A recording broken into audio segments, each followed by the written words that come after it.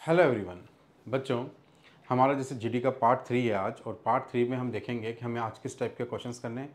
जैसा कि मैंने आपको बताया कि हमें ये जो तैयारी करनी है बोरिंग होते हुए नहीं करनी, और ऐसे करनी है, इंटरेस्टिंग पार्ट से करनी है कि डेली हम नए चैप्टर को फेस करें।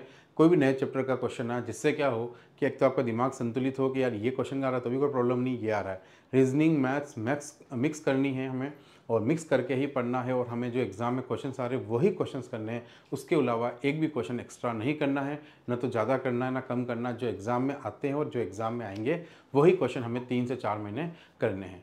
आपको बस ये करना है कि जो मैं आपको पढ़ाऊँ, जो क्वेश्चन मैं आपको पढ़ाऊँ, बस आपको ये देखना है कि उसके सारे क्वेश्चंस आपको समझ में आए या नहीं आए। 2-3 बार वापस सॉल्व किए, कोई प्रॉब्लम आ रही है वापस देख लिया। इन क्वेश्चंस को बार बार प्रैक्टिस कर करके आपको एग्ज़ाम में जाना है। एग्जाम में बस होगा ये, जो क्वेश्चन मैं करूँगा उसके खाली डेटा चेंज होगा, बाकी पैटर्न वो का वो आएगा, जिससे आपको क्वेश्चन एग्जाम में देखते ही पता चल जाएगा ये क्वेश्चन तो हमें आता है। ठीक है, तो स्टार्ट करते हैं इस सेशन में। आगे हमारा तीसरा पार्ट, और तीसरा पार्ट हमारा है कहता है फर्स्ट क्वेश्चन। ओके, अपने लास्ट 14 क्वेश्चन हो गए थे, अब अपना 15वां क्वेश्चन है। शुरुआत में जैसा कि मैंने आपको बोला था कि थोड़ा सा धीमा चलेगा, क्योंकि अभी मुझे नोट्स बनवाने पड़ेंगे, बहुत सारी चीज़ें नहीं आएगी। कोई बच्चे पहली बार पढ़ रहा है उसके लिए नहीं होगी, तो पहले नोट्स बनवाने फिर उसके बाद करने हैं। जैसे इस क्वेश्चन के नोट्स हम ऑलरेडी पहले बना चुके हैं, यानी सम का क्या होता है, ऑल का क्या पिछले लेक्चर में कर चुके हैं, तो आज टाइम कम लगेगा। बस वही कंडीशन चलती रहेगी, जैसे जैसे जो चीज़ सीखोगे अगली बार क्वेश्चन में काम आएगी, तब आपको उतना टाइम नहीं लगेगा। ऐसे ही करते करते थोड़े टाइम बाद, कुछ लेक्चर्स के बाद हमारी स्पीड बहुत बढ़ने वाली है, और हम बहुत सारे क्वेश्चन एग्जाम्स पहले करने वाले हैं, और वही क्वेश्चन करेंगे जो एग्जाम में जीडी में पूछे जाएंगे। जीडी का बेस मतलब जीडी का कोर्स, इसके अलावा कुछ भी और बात नहीं करेंगे हम लोग। देखो बच्चों, यहाँ पे लिखा है ऑल कैट्स आर मेमल्स, तो आपको कुछ नहीं करना, सिंपल सा सारी की सारी कैट्स को क्या बनानी है, मेमल्स बनानी है। हिंदी मीडियम वाले भी अगर देखना है तो सेम डायग्राम बस के हिंदी में लिखा होगा, डायग्राम ऐसे ही बनना चाहिए। ऑल मेमल्स आर एनिमल्स, सारे के सारे मेमल्स वापस क्या हैं, एनिमल्स हैं। तो ऑल का डायग्राम मैंने क्या बोला, एक के ऊपर एक बनता है, और ऑल के जो पड़ोसी होता है वो अंदर की तरफ दिखना चाहिए। फिर लिखा हुआ all animals are living beings, तो सारे जो ये एनिमल्स है वो क्या हैं, लिविंग बींग्स हैं। तो इस तरह से मेरा पहला डायग्राम बन गया। अब इस पर कंक्लूजन हमें देखना है, निष्कर्ष क्या पूछा। निष्कर्ष बोल रहा है some cats are living beings. तो मैंने आपको क्या बोला है, वापस मैं रिपीट करता रहूँगा, जितनी बार करूँगा तुम्हारे दिमाग में छप जाएगा। जैसे ही सम यानी कि कुछ हम देखते हैं, कुछ के केस में हमेशा क्या होगा, बस डायग्राम जिनके लिए बोला उनका टच होना चाहिए। जैसे यहाँ केट्स और लिविंग बींग्स का डायग्राम बस टच हो रहा हो। अब सम के लिए टच कैसे भी हो, सम में यानी कुछ के लिए जो टच का तरीका होता है वो कंक्लूजन में, चाहे ऐसे सम टच हो चाहे ऐसे सम टच हो, दोनों ही हमें मान्य है। तो केट्स और लिविंग बर्ड्स का डायग्राम टच करना चाहिए। ये लिविंग बींग्स का पूरा डायग्राम था और ये केट का, तो उसके डायग्राम को केट का डायग्राम टच कर रहा है, इसलिए पहला क्या होगा, राइट। फिर दूसरा बोल रहा है all living beings are cats, all living beings, तो इसका डायग्राम मैंने क्या बोला, जब पॉसिबिलिटी शब्द नहीं आए, बार बार रिपीट करूंगा, संभावना शब्द नहीं हो, तो उस केस में आपको हमेशा जो ये लिखा हुआ है जैसा इसके साथ किया, इनका डायग्राम बनाया, तो इसका भी आपको क्या करना है, डायग्राम ही बनाना है। बस उसका डायग्राम सोचना है कि इसका, बस यहाँ पे इनका डायग्राम तो ड्रॉ करते हैं, इनका डायग्राम से सोचते हैं। यहाँ लिखा हुआ है all living beings are cat, तो सारी लिविंग बींग्स क्या होगी, आपकी केट होगी। तो सारी लिविंग बींग्स क्या होगी, केट होगी। तो all living beings are cat, तो सारी लिविंग बींग्स क्या केट दिख रही है आपको। ये लिविंग बींग्स का डायग्राम केट के अंदर दिखना चाहिए था, नहीं दिख रहा है, तो ये आपका क्या हो गया, रॉन्ग। तो आंसर क्या होगा, ओनली कंक्लूजन वन फॉलो। तो बस अभी के लिए आपको इतना याद रखना है कि जो भी आएगा 4 तरह के डायग्राम बनते बनाना है, उसके बाद बस संभावना शब्द है या नहीं है, 2 ही टाइप के क्वेश्चन होंगे, या तो संभावना शब्द होगा या नहीं होगा। संभावना शब्द नहीं है अगर, तो आपको सिंपल सा जैसा इनका डायग्राम बनाया इसका भी डायग्राम बनाना है, और डायग्राम सोचना है, जो डायग्राम सोचोगे वहाँ यहाँ बना हुआ ऑलरेडी होना चाहिए। अगर हो तो राइट करना, नहीं हो तो अपना दिमाग मत लगाना। डायग्राम जैसा बनता है वैसा, ये बात हमेशा ध्यान रखना। चलते हैं हम नेक्स्ट क्वेश्चन में हट जाते हो, अगर आपको उतारना हो पॉज करके, अगर उतारना हो तो। नेक्स्ट क्वेश्चन देखो बेटा, किसका, वापिस मैथ्स का।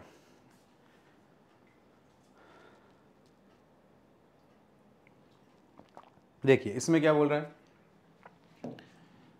इसमें हरीश का वेतन सोहन के वेतन से 10% कम है। अब मेरी बात सुनना, कभी भी परसेंटेज में, किसी भी चैप्टर में परसेंटेज के, ये छोटी कुछ बातें ऐसी होती है जो हर चैप्टर के लिए याद रखने लायक होती है। कोई भी चीज़ परसेंटेज में कम बोली जाए या अधिक बोली जाए, कि वो से 20% अधिक है, वो से 10% कम है, अधिक है, कम है, तो हमेशा कोई भी चीज़ होती है 100%। कोई भी चीज़ कितनी परसेंट होती है, 100। अगर कोई 10% अधिक है तो वो हमेशा उसमें जुड़ के बोली जाएगी 110% है, यानी 100 तो है ही है, 10% एक्स्ट्रा, अधिक का मतलब एक्स्ट्रा। 10% कम है तो 100 में 100 सबकी होती है, 10% कम है वो इसके पास कितना होगा 90%।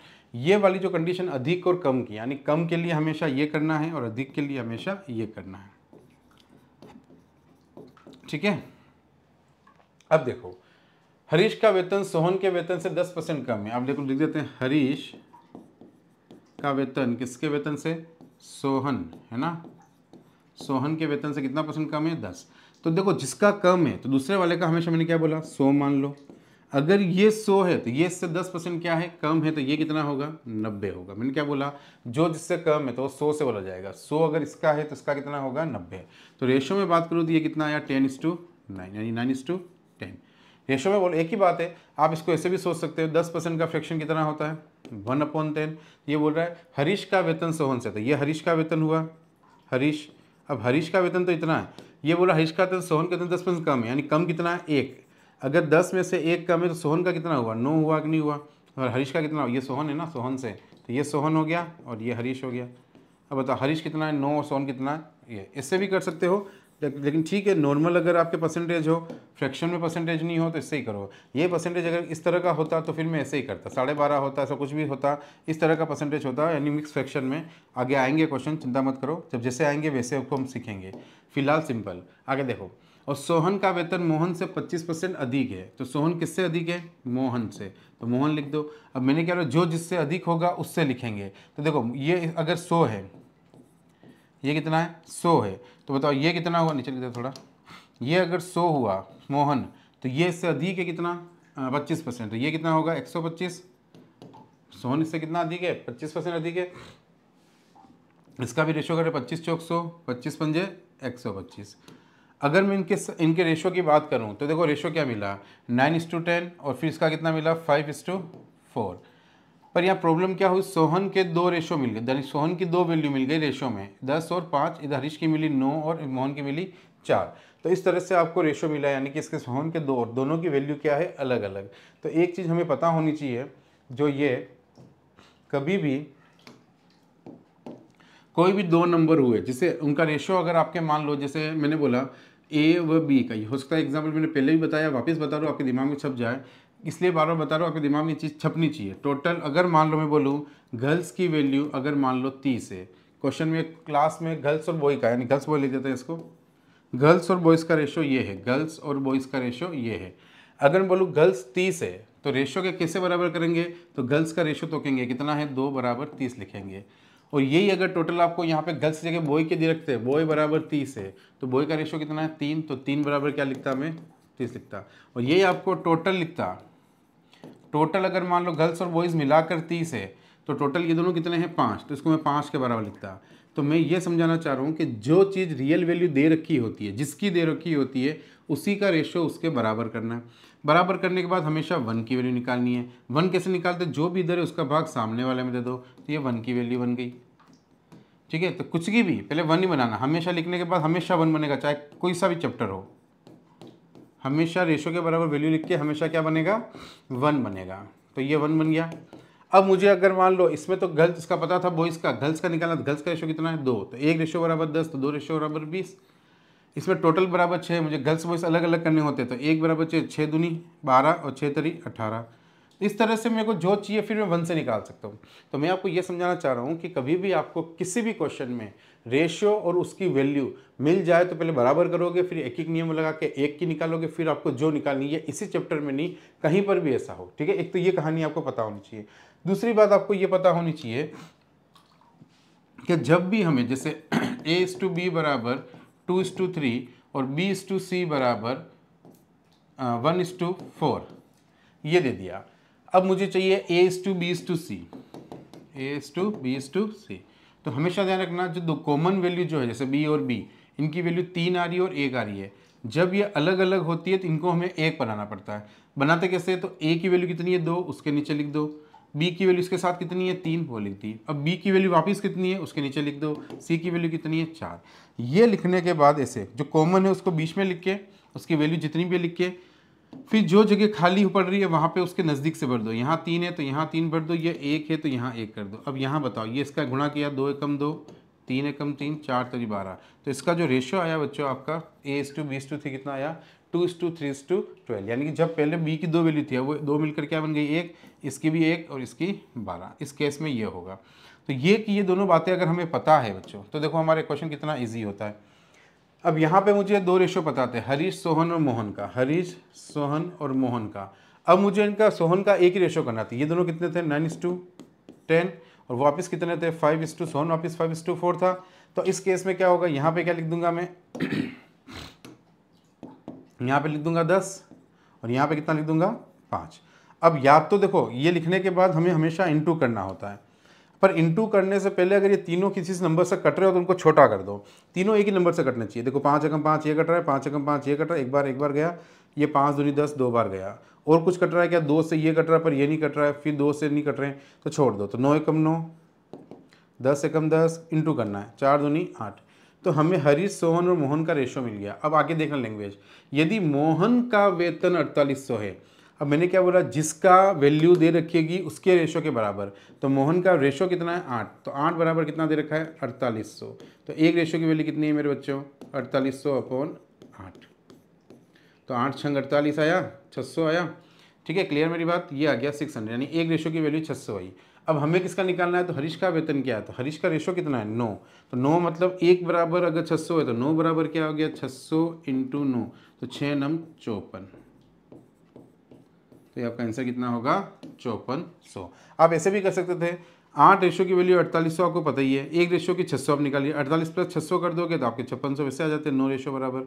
ठीक है, तो आपको बस 2 कॉन्सेप्ट पता होने चाहिए, कभी भी किससे ज़्यादा बोलता है तो प्लस, कम बोलता है तो माइनस, उससे हम रेशो बनाते हैं। और रेशो में अगर ज़्यादा वैल्यू मिलती है तो हम इसको क्या करते हैं, इस तरह से कॉमन करते हैं। तो बहुत सारे क्वेश्चन आएंगे, धीरे धीरे आप और परफेक्ट होते जाओगे और छोटी छोटी बातों को सीखते हुए चलते जाओ आगे। नेक्स्ट क्वेश्चन की तरफ बढ़ते हैं। नेक्स्ट क्वेश्चन क्या है देखो एक बार आप,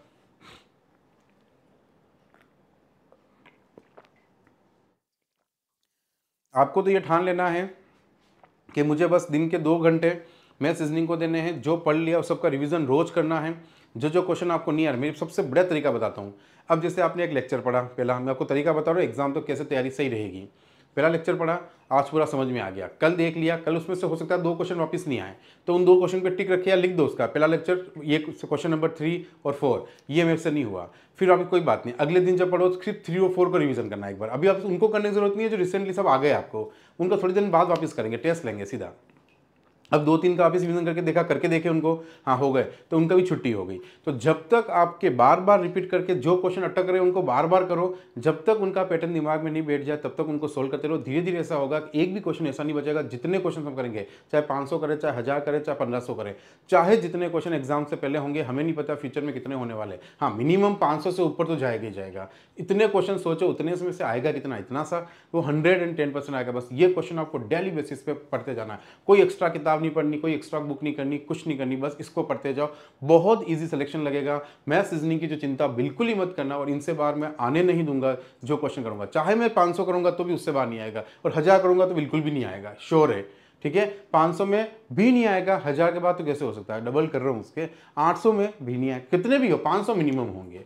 ठीक है, एग्जाम से पहले उससे ज़्यादा क्वेश्चन ही होंगे। और सोच लो 500 क्वेश्चन किसको बोलते हैं, 500 क्वेश्चन में आने कितने, वो 100% आएंगे, क्योंकि मैं सब आए हुए उसके आसपास के, उससे आसपास के जितने इंपॉर्टेंट क्वेश्चन होते हैं सब कुछ बताते हैं। और ऐसा नहीं हर के साथ लगभग चैप्टर भी पूरा हो ही जाएगा।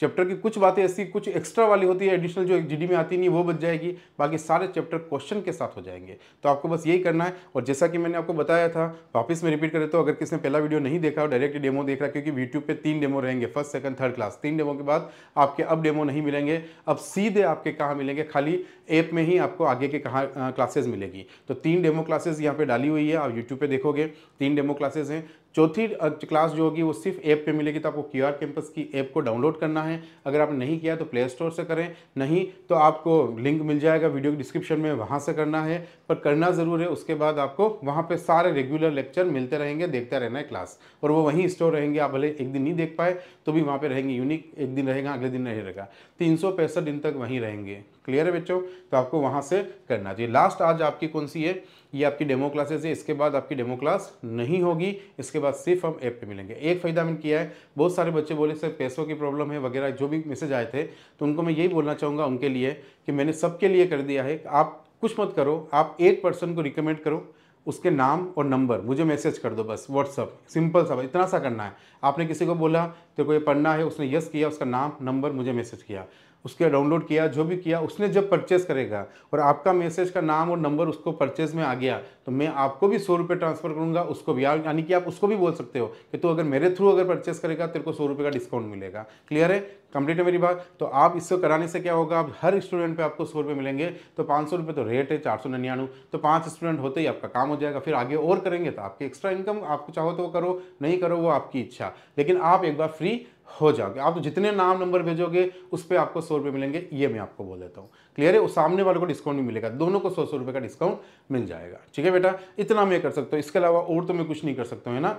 ठीक है, अब बस पढ़ने पे ध्यान दो और कुछ नहीं करना। बस इन 3 क्लास के लिए जब हम ऐप में पहुंचेंगे तो कोई एक्स्ट्रा बात नहीं होगी, कुछ नहीं होगी, क्योंकि अभी ये डेमो क्लासेस है तो थोड़ी बहुत आपको इन्फॉर्मेशन देनी जरूरी होती है। फिर अब चौथी क्लास से सिर्फ क्वेश्चन चलेंगे और कुछ नहीं, क्वेश्चन के बारे में बात होगी। ठीक है, चलो नेक्स्ट। यहाँ देखो, अब आपका ये वाला हमने ऑलरेडी पहले एक बार किया था, तो एक बार और आएगा तो आपका दिमाग में अच्छे से बैठ जाएगा। मैंने क्या बोला, ऐसे क्वेश्चन कभी भी आए तो एग्जाम में करने का तरीका होता है, आप ऑप्शन से करो, सबसे बढ़िया। नहीं भी दोनों बता दूंगा, लेकिन ऑप्शन से सबसे बढ़िया रहता है। क्यों? क्योंकि ऑप्शन से मैं क्या एलिमिनेट कर सकता हूँ। आप ये देखो कि ऑप्शन में कौन सी जगह पे अलग लेटर दिख रहे हैं, ज़्यादातर देखना। पहले स्टार्टिंग में है तो नहीं, पहले वहाँ से शुरू करना। स्टार्टिंग में सभी सेम है, अगर स्टार्टिंग में सभी सेम है तो इसका मतलब पहले नंबर पे तो ये फिक्स हो ही गया, इसको तो हाथ नहीं करना, क्योंकि कोई भी ऑप्शन आंसर तो एक होगा, कोई भी आंसर आएगा मतलब वो ये बोल रहा है 2 नंबर वाला सबसे छोटा, तो उसको चेक करने का झंझट ही खत्म हुआ। फिर अपन देखा 4, 1, 3 और 3, तो 3 नंबर मिले, 4, 1, 3, उसमें 3 3 है, दोनों में से कोई नहीं, एक हो गई, 4, 1, 3। तो देखो 1, 3 और 4, सिर्फ इन तीनों को देखना, बाकी किसी को मत देखना, टाइम वेस्ट नहीं करना। ये देखना नहीं, ये देखना नहीं, इनमें छोटा कौन है, तो TECHN, TECHN, TECHN सब में ही है। O, इसमें O है, इसमें I है, तो ये तो कंफर्म हो गया कि इन तीनों में ये सबसे बड़ा है क्योंकि O आ रहा है।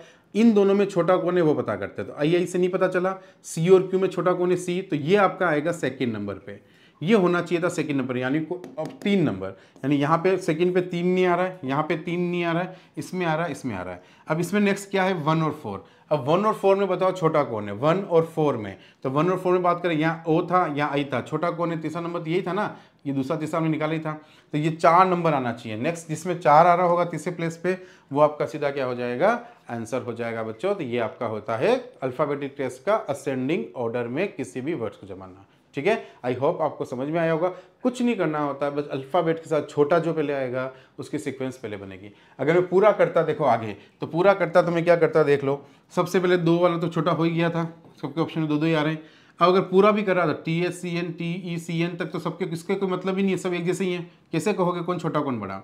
यहाँ पे पता चलेगा I, तो 1 2 3 तो इनमें ही है, 4 और 5 इनमें है, तो 1 2 3 तो पता करें पहले, इनमें 1 हो गया, 2 और 3 I से पता नहीं चला, C और Q में ये 2, ये 3। अब इन दोनों में छोटा कौन है, तो O से नहीं पता चला, P और L में छोटा कौन है, L, तो ये 4 और ये 5।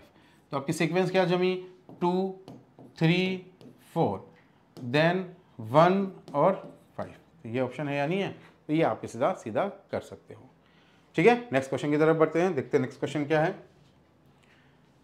तो एक क्वेश्चन रीजनिंग, एक क्वेश्चन मैथ्स, जिससे आप रीजनिंग और मैथ, यानी रीजनिंग और मैथ्स एक साथ पढ़ना सीख रहे हो। आपके एग्जाम में कोई प्रॉब्लम नहीं होगी।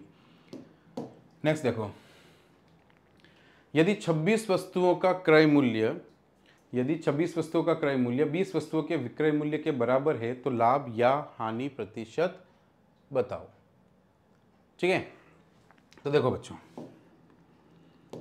ये बोल रहा है कि कभी भी, अच्छा एक से सुनना, कभी भी कोई भी चैप्टर, चाहे मेंस्ट्रुएशन का आएगा, चाहे अर्थमेटिक का आएगा, किसी का भी क्वेश्चन आए, अगर आपके कभी भी उस क्वेश्चन में 2 चीज़ों को बराबर करके लिखा है, ये और ये बराबर है, इक्वल वर्ड आता है, ये इसके इक्वल है, तो बिना सोचे समझे उस क्वेश्चन की जो शुरुआत होगी, देखो हमें आज ऐसा क्यों पढ़ रहा हूँ मैं, ऐसा मैं आपको इसलिए पढ़ा रहा हूँ क्योंकि आपके एग्जाम में जो सबसे बड़ी प्रॉब्लम होती है कि आपको क्वेश्चन देख के ये जजमेंट ही नहीं होता कि स्टार्ट कैसे करें क्वेश्चन। तो यही मैं आपको हर क्वेश्चन के साथ सिखाऊंगा कि क्वेश्चन में ऐसा क्या डेटा हम पढ़ते हुए मिलेगा जिससे हम क्वेश्चन की शुरुआत करेंगे।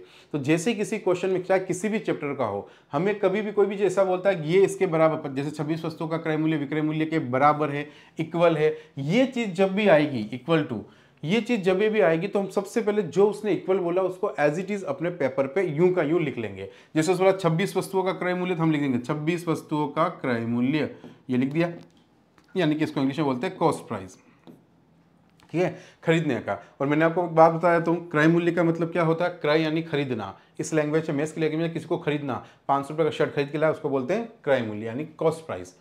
20 वस्तुओं के विक्रय मूल्य के बराबर है, तो जो बराबर वर्ड है तो बराबर बीच में आ गया, जिसके बराबर है 20 वस्तुओं के विक्रय मूल्य के बराबर है तो ये बराबर कर दिया। अब मुझे एक बात बताओ, ये देखो अब ये बीच में इक्वल है, तो देखो इक्वल के इधर वाली संख्या इधर भेज दो तो जो गुणा में इधर आके क्या हो जाएगी, भाग में, तो क्रय मूल्य यहीं रहेगा यानी कॉस्ट प्राइस, विक्रय मूल्य यानी SP selling price English medium, तो ये विक्रय मूल्य यहाँ आएगा आपका बराबर, देखो क्रय मूल्य यही था, विक्रय मूल्य नीचे आ गया, इंटू डिवाइड में हो गया, 20 अपने यहीं था तो ये 26 कहाँ चला गया, नीचे। तो मुझे बताओ यहाँ पे क्रय मूल्य कितना था, 20 रुपये, विक्रय मूल्य कितना है। अब आप बताओ, क्रय का मतलब खरीदना। अब आप अपने लिए लाइफ में लो, आप 20 रुपये में कोई चीज़ खरीद के लाए, अपने लिए ले लो, और आप मुझे वो 26 रुपये में बेच रहे हो। आप 20 रुपये में कोई चीज़ खरीद के लाए, 26 रुपये में जो बेच रहे हो, तो आप क्या बोलोगे, लाभ हुआ सर, लाभ कितने का हुआ, तो आप बोलोगे सर 6 रुपये का। क्रय मूल्य कितना लगा के हुआ, क्रय मूल्य सर 20 रुपये लगा के हुआ। तो अब आपको लाभ प्रतिशत का फॉर्मूला तो पता ही है, लाभ प्रतिशत यानी प्रॉफिट परसेंटेज का फॉर्मूला पता ही है, प्रॉफिट अपॉन CP इंटू 100, जितना प्रॉफिट हुआ जिस पे हुआ क्रय मूल्य लगा के ही होगा। और बताओ 6 रुपये का प्रॉफिट, क्रय मूल्य कितना 20 इंटू 100, तो बताओ 20 पंजे 100, तो 6 पंजे 30, तो यानी लाभ प्रतिशत कितना आया, 30% आपका क्या होना चाहिए बच्चों, आंसर होना चाहिए, ठीक है। अब एग्जाम के पॉइंट ऑफ व्यू से बात करते हैं। जैसे ही मुझे पता चला कि यहाँ बराबर लिख रहा है, तो कभी भी देखो दो चीज़ जब बराबर होगी, जो इसके साथ लिखी होगी वो इसकी वैल्यू कभी नहीं होगी। तो इसकी वैल्यू हो जाएगी 20, इसकी वैल्यू हो जाएगी 26। सीधा बोलोगे कि सर 20 रुपये की चीज़ 26 रुपये में बेच रहे हैं, जो इधर लिखा है उसकी वैल्यू है, बेचना मतलब 26, खरीदना मतलब 20 की खरीद के 26 में बेच रहे हो तो 6 रुपये का प्रॉफिट। किस पे सर, क्रय मूल्य पे। क्रय मूल्य कितना है 20 इंटू 100। सीधा एग्जाम में आप ऐसे करोगे, 20 पंजे 100, 6 पंजे 30, तो ये आपका आंसर होगा। ये तो मैंने आपको समझाने के लिए किया कि कैसे होगा बराबर, ठीक है। इतना चलो मान लो आपको यहाँ पे प्रॉब्लम आ भी जाती है, ऐसा ओरली नहीं भी हो पाता है, कोई बात नहीं, ऐसा ओरली नहीं हो रहा, इतना ज़रूर लिख लो ये वाली लाइन। यह लाइन लिख दी पहली वाली कि 26 का क्रय मूल्य यानी कि 26 वस्तुओं की CP 20 वस्तुओं की SP के बराबर, इतना लिख दिया पढ़ते ही। अब तुम कभी भी ध्यान रखना, 7 वाली वैल्यू उसकी नहीं होगी, उसके अपोजिट वाली वैल्यू उसकी, उसके अपोजिट वाली वैल्यू उसकी। तो 20 रुपये की चीज़ 26 रुपये में बेच रहे हो, खुद सोचो, तुम 20 रुपये में कोई चीज़ खरीद के लाए, 26 रुपये में बेच रहे हो, तो क्या होगा, प्रॉफिट होगा। कितने रुपए का, 6, परसेंटेज में 6/20 इंटू 100। ये रेशो में है, पर परसेंटेज में रेशो भी चलता है और रियल वैल्यू भी चलती है। नेक्स्ट देखो क्या है वापस रीजनिंग का। ये सारे क्वेश्चन आपके आए हुए ले रहा हूँ मैं, पहले स्टार्टिंग में इसलिए आए हुए क्वेश्चन ले रहा हूँ जिससे आपको अपना कॉन्फिडेंस लेवल डेवलप हो कि हम GD पे आए हुए क्वेश्चन आराम से कर पा रहे हैं। तो इससे कितने बाहर बनाएगा, इसके आसपास के बनाएगा ना वो। और मैंने आपको क्या बोला, मैं क्वेश्चन कैसे लेता हूँ, मैं लास्ट ईयर के 4 से 5 साल के अदर पेपर जो 12th बेस के हैं, जितने भी पेपर हुए जो 12वीं पास पे हैं, उन सब के क्वेश्चंस भी मैं आपको करूंगा, जिससे क्या होगा 12th लेवल के जितने भी बराबर के क्वेश्चन बनते हैं उन एग्जाम में बने तो इसमें ही बनेंगे। इसके तो है ही है, इसके आसपास के तो है ही है वो क्वेश्चन, ये सारे क्वेश्चन से एक भी क्वेश्चन बाहर नहीं आने वाला। तभी तो मेरा अनुमान इतना सही बैठता है मैराथन क्लासेस में कि ये आपके क्वेश्चंस आने वाले हैं, ठीक है। तो बहुत सारे कम से कम 4 से 5 साल के एग्जाम हो जाए, ठीक है। जैसे CET की बात करें तो इसलिए उसमें पूरे आ भी सकते नहीं भी आ सकते, कारण ये है क्योंकि उसका पेपर अभी तक एक बार हुआ है, पर बाकी सब एग्जाम तो बहुत बार हो गए ना, तो उसकी चिंता आप छोड़ो। जो एग्जाम 3 से 4 या 5 बार रिपीट हो गए ना, उनका अनुमान लग जाता है वो किस टाइप के क्वेश्चंस देता है, ठीक है। बाकी आप किसी भी एग्जाम देखोगे जो लंबे समय से चल रहे हैं, उनमें कभी भी आपको ऐसा नहीं होगा पूरे में से पूरे नंबर जो मैं पढ़ूं उसके बाहर आ जाए।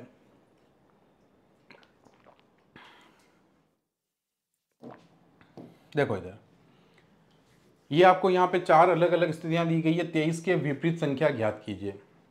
तो मुझे क्या करना है, 4 अलग अलग जो डाइज हैं, हमेशा डाइज आते ही शुरुआत कैसे करें, कुछ नहीं करना है, चारों में से कोई भी 2 डाइज, ये बार बार सोच लो। देखो 2 ही रूल हैं इस चैप्टर के, 2 ही रूल हैं। एक रूल बार बार लास्ट क्लास में भी कराया, वापस कर रहा हूँ, दिमाग में बैठ जाना चाहिए। जब भी आपको 1 से ज़्यादा यानी 2 से ज़्यादा या 2 दें, ठीक है, डाइज मिले, तो उस केस में आपको हमेशा 2 डाइज ऐसे ढूंढने जिसकी एक संख्या कॉमन हो। अब कोई भी 2 ले सकते हो, अगर इन दोनों में कोई संख्या कॉमन है तो इन दोनों को ले सकते हो। पर में देखो 25 है ही नहीं, 23 है ही नहीं, 22, तीनों ही कॉमन नहीं, एक तो कॉमन चाहिए ही चाहिए थी, यानी मैं इन दोनों को नहीं ले सकता, सिर्फ एक ही चाहिए। अगर मैं इसको और इसको देखूं या किसी को भी ले लूं, इसको, चलो इसको देखते हैं, तो देखो यहाँ 25 है, यहाँ 25 है, यहाँ 23 है या नहीं है, या 22 है या नहीं है, मतलब एक संख्या कॉमन है, वो कौन है? 25। बस एक संख्या कॉमन वाला कोई भी लो। आप इन दोनों को लेते, 21 कॉमन है, 24 यहाँ नहीं है, 26 है, पर ये काम नहीं करता, ठीक है। हमारा दो संख्या वाला कॉमन वाला रूल अभी नहीं सीखेंगे, जब दो संख्या की जरूरत पड़ेगी तब सीखेंगे। एक संख्या कॉमन का रूल पहले करो, अगर दो से ज़्यादा है, एक संख्या कॉमन मिल रही है तो पहले वो सीखेंगे। जैसे हमारा क्वेश्चन आएगा आगे जाके जिसमें दो संख्या ही कॉमन होगी, ऐसे साइड होंगे जिसमें दो संख्या ही कॉमन है, तो उसका रूल उसमें सीखेंगे। तो हर क्वेश्चन के साथ उसके रूल सीखेंगे, ठीक है। तो जैसे मुझे क्वेश्चन मिला, पहला रूल मेरा यही कहेगा हमेशा एक संख्या, और जो भी संख्या कॉमन मिले वहां से मैंने आपको क्या बोला लास्ट क्लास में, बोला एंटी क्लॉकवाइज, क्लॉकवाइज या एंटी क्लॉकवाइज, ठीक है, या क्लॉकवाइज, इन फॉर्म में आपको घूमना है। यहां से या तो मैं क्लॉकवाइज घूमूंगा या एंटी क्लॉकवाइज। अगर मैं क्लॉकवाइज घूमता हूं तो ये कंडीशन चल रही है, पहले देखो पहले क्या रहा वो देख लो एक बार। तो क्लॉकवाइज में पहले क्या आया 22, 25 से जस्ट बाद में क्या आया क्लॉकवाइज, घड़ी मतलब 12 से 3 6 9, ये दिशा 22। और इधर अगर मैं क्लॉकवाइज चलता हूँ, जैसे यहाँ से इधर आता हूँ, क्लॉकवाइज यूँ चलती है घड़ी, तो क्या आ रहा है 21। तो ये दोनों क्या होंगे बेटा, आपके अपोजिट होंगे। क्लियर मेरी बात? आगे चलते हैं, जिसके आगे नेक्स्ट क्या आया 23, तो 23 का इसके नेक्स्ट कौन आ रहा है 24, तो ये आपका क्या होगा अपोजिट होगा। अब हमें किसका पूछा, 23 के विपरीत क्या होगा, तो हमारा आंसर कितना हुआ मेरे बच्चों 24। अगर वो 22 का पूछता तो 21, 21 का पूछता तो 22, जो भी 24 का पूछता तो 23, जो भी पूछता उसका हमारा आंसर क्या होगा। इस तरह से आपको क्लॉकवाइज या एंटी क्लॉकवाइज घूमकर निकालने हैं बच्चों, ठीक है। तो आपका आंसर कितना आया 24। नेक्स्ट क्वेश्चन आपका देखिए, ये भी SSGD का ही है, नवंबर 2021 के पेपर का, 16 नवंबर।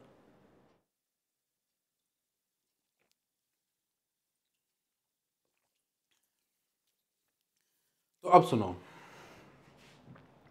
सबसे पहले अब जैसे हमारा कंपाउंड इंटरेस्ट का पहला क्वेश्चन है इस स्लाइड पे, तो हम सबसे पहले उसके नोट्स सोचेंगे कुछ, है ना, अच्छे से दिमाग में बातें डालेंगे। उसके बाद क्वेश्चन को पढ़ेंगे तो आपको क्वेश्चन कभी भी टफ नहीं लग सकता, और GD के इनके क्वेश्चन तो कभी टफ लग ही नहीं सकते। पहले चीज़ें कंफर्म होनी चाहिए, क्लियर होनी चाहिए। सुनो, सबसे पहले आपको देखो छोटी छोटी, देखो फिर से मैं एक बात बोलता हूँ, रिकॉर्डेड वीडियो का यही फायदा है कि अगर आपने ये चीज़ मेरे से पढ़ रखी है या कहीं से ऑलरेडी आती है जो मैं पढ़ा रहा हूँ कि क्या होता है इसके कंपाउंड इंटरेस्ट के बारे में, तो आप यहाँ से थोड़ा सा आगे स्पीड बढ़ा सकते हो या यहाँ पे स्किप कर सकते हो, ये आपकी इच्छा। ये तो फायदा है, जो चीज़ नहीं पढ़नी उसको स्किप करो, आगे आ जाओ। पर जिस बच्चे ने नहीं पढ़ा है, जो पहली बार देख रहा है, उसको तो पूरे प्रॉपर नोट्स बनाने हैं जो मैं आपको बोल रहा हूँ। तो सबसे पहले तो यहाँ पे आपके कुछ शब्दावली होगी, वो होगी मूलधन, जिसको बोलते हैं प्रिंसिपल, ठीक है, मूलधन। दूसरा होगा दर, जिसको बोलते हैं रेट। तीसरा होगा समय, टाइम, ये भाषा होगी आपकी। चौथा होगा मिश्र धन, जिसको बोलते हैं अमाउंट। चौथा आपका और क्या हो सकता है, समय हो गया, रेट हो गया, मूलधन हो गया, ठीक है, अमाउंट। ये चार शब्द जो हैं ये मेन होंगे आपके इस चैप्टर के शब्द, ठीक है, ये चारों शब्द आपके मेन होंगे। अब आपको क्या क्या चीज़ ध्यान रखनी है, रेट हमेशा पर एन्युअल, यानी कि हमेशा आपके साल की होगी दी हुई रेट। जब तक वो बोलेगा नहीं कि ये 2 महीने की है या 3 महीने में, वो यूज़ नहीं बोलेगा, तब तक जो भी रेट लिखी होगी 10%, 12%, वो हमेशा साल की होगी, बिना लिखे भी पर एन्युअल ही होगी, जब तक वो मेंशन नहीं करता है कि रेट आपकी 3 महीने की है या 5 महीने की। पहली बात। दूसरा, एक चीज़ तो समझना, ये 2 मोस्ट इंपॉर्टेंट बातें बता रहा हूँ, इसको ध्यान से सुनना। इसके बाद आपको आधे ज़्यादा क्वेश्चन तो वैसे ईजी हो जाएंगे। हमें क्या होता है कि हम कंपाउंड इंटरेस्ट या सिंपल इंटरेस्ट यानी चक्रवृद्धि ब्याज, साधारण ब्याज, हम क्या है कि एग्जाम के हिसाब से सोचते हैं। ये दोनों चैप्टर एग्जाम के हिसाब से मत सोचो, आप रियल लाइफ में सोचो। जब भी आप कंपाउंड का या इसका क्वेश्चन करने वाले हो, तो आपको बस ये सोचना है कि जो भी पैसा उधार दिया जाएगा अपने बैंक को सोचना। आपके बैंक में क्या होता है वो का वो कंपाउंड इंटरेस्ट में होगा। बैंक में आप पैसा डालते हो 1000 रुपया, जो भी 10,000 रुपये अपने अकाउंट में डालते हो, फिर कुछ समय बाद उसमें ब्याज आता है। आपने देखा होगा मैसेज आता है ब्याज आया आपके इतने पैसों का इतना, तो ब्याज जो आ रहा है हर 3 महीने में देती है बैंक, या हर जैसे भी दे उसकी इच्छा, ठीक है, ब्याज आपको मिलता है। तो आपको बोलते हैं साल के 12% या 8% या 6% जो भी रेट होगी आपके बैंक की, वो रेट। तो हमेशा क्वेश्चन को बैंक का सोचते हुए करेंगे, पहली बात। और दूसरी बात, इन लैंग्वेजेस का मतलब, अभी अपनी भाषा में ये दर है ना, जो हम देते हैं जिस रेट पे, समय, ये मेन इंपॉर्टेंट थिंग समझना। मान लो समय के साथ साथ, समय आपके लिया हुआ है 2 वर्ष, क्या लिखा हुआ है कि 2 वर्ष के उधार लिया। जैसे आपने बैंक में पैसा डाला या आपने मुझे उधार दिया 2 साल के लिए, पर एक शर्त, कंडीशन, नीचे क्लास में एक शर्त तो लिखी हो, कंडीशन, कि ब्याज 6 माही में देना है। ब्याज की शर्त अर्धवार्षिक वर्ड यूज कर सकता है या 6 माही, अर्धवार्षिक यानी कि हाफ ईयरली, अर्धवार्षिक या 6 माही एक ही बात है, हाफ ईयरली एक ही बात है। अब मुझे बताओ, आप पैसा मुझे 2 साल के उधार दे रहे हो, आप मुझे बोल रहे हो कि ब्याज की गणना हर 6 महीने में करनी है, यानी ब्याज की शर्त क्या है, अर्धवार्षिक है। मतलब आप हर 6 महीने होते ही मुझे बोलोगे सर लाओ ब्याज दो, वापिस 6 महीने होते ही लाओ बोलो सर ब्याज दो। तो हर 6 महीने पे आप मुझसे क्या मांगोगे बच्चों, ब्याज मांगोगे। तो इसका मतलब टोटल 2 वर्ष के लिए आप टोटल 4 बार मुझसे ब्याज मांगोगे कि नहीं मांगोगे। तो मेरी बात सुनना, और अगर यहाँ पे रेट मान लो 12% थी साल की रेट कितनी थी 12%। अब आप मुझसे ब्याज तो हर 6 महीने में मांग रहे हो, तो मैंने क्या बोला, ब्याज में कितनी बार दूंगा, 4 बार दूंगा। क्यों दूंगा, क्योंकि हर 6 महीने के बाद मुझे ब्याज देना, फिर ब्याज देना 2 साल तक, तो 4 बार तो ब्याज गया।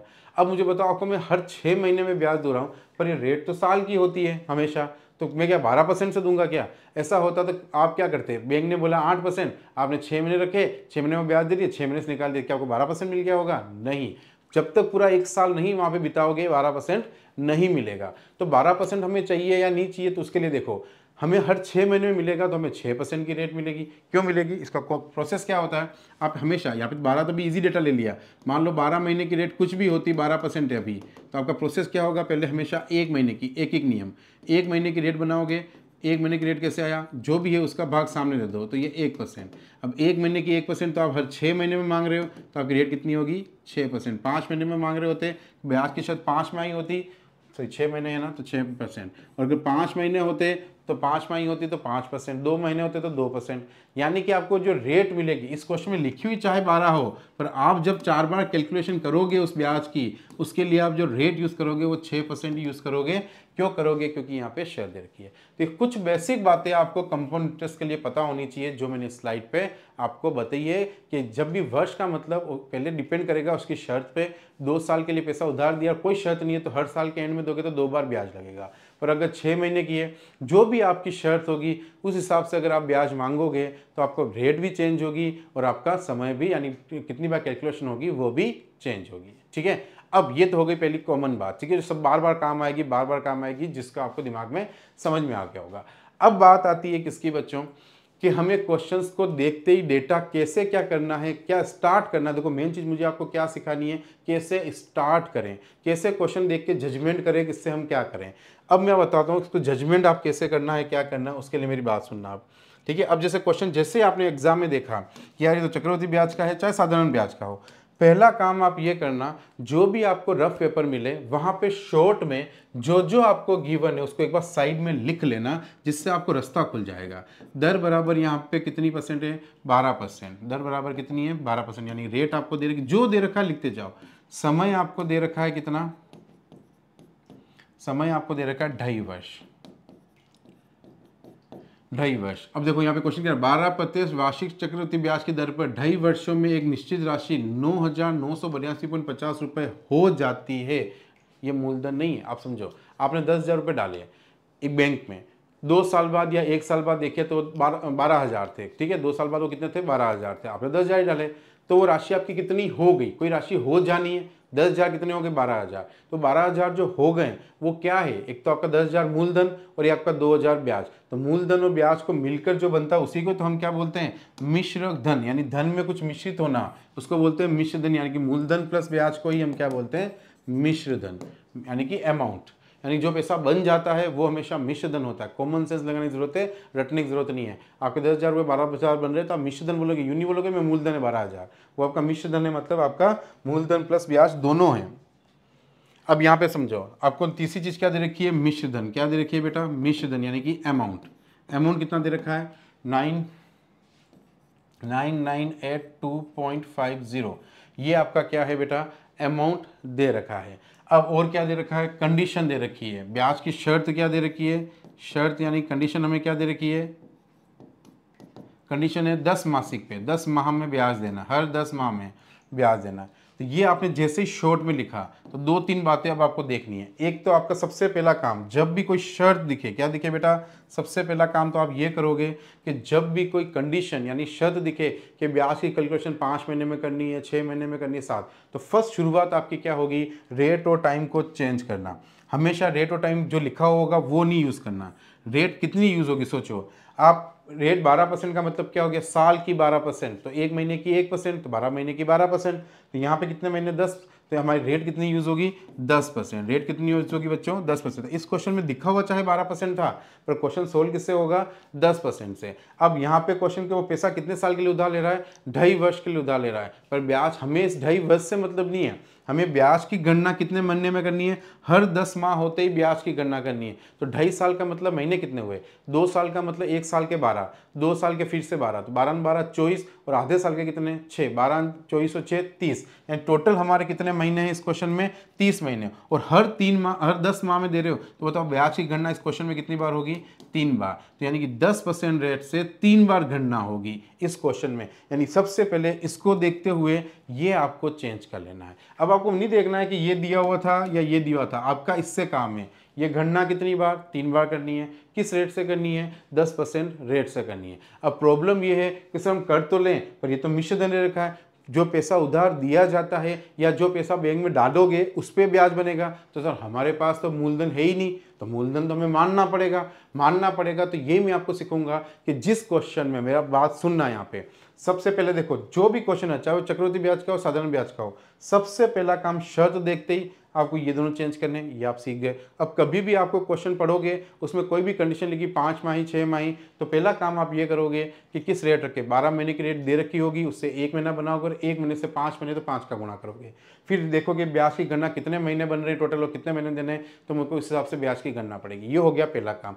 दूसरा काम, अगर आपके उस केस में मूलधन नहीं गिवन है, क्या नहीं गिवन है, मूलधन नहीं गिवन है, समय और क्या गिवन है आपका सिर्फ दर गिवन है, ये दोनों चीजें गिवन है और मूलधन नहीं गिवन है, खासकर चक्रवृद्धि ब्याज के क्वेश्चन में, तो क्या करोगे, मूलधन क्या लोगे वो सुनना। मूलधन आपकी मर्जी हो जो आप ले सकते हो, आप 100 लो 200 लो 300 लो 1000 लो 5000 लो, कोई मना नहीं करेगा, पर मूलधन मुझे ऐसा लेना चाहिए कि मेरा कैलकुलेशन पॉइंट्स में ना फंसे, बस पॉइंट्स में ना फंसे, उसके लिए मूलधन लेने का मैं आपको एक तरीका बता रहा हूँ कि मूलधन कैसे लिया जाएगा। तो जब भी हमें क्वेश्चन सोल्व करना होगा और हमें अगर मूलधन मानना होगा, तो मूलधन हमेशा हम क्या करेंगे, तरीका सुनना, जो भी इस क्वेश्चन में दर यूज होने वाली है, दर कितनी यूज होने वाली है 10%, हमेशा उसका क्या बना लो फ्रैक्शन, कितना आया वही 10/100 मतलब 1/10, हमेशा उसका भिन्न बना लो, 10/100 आएगा तो 1/10 भिन्न बना लिया।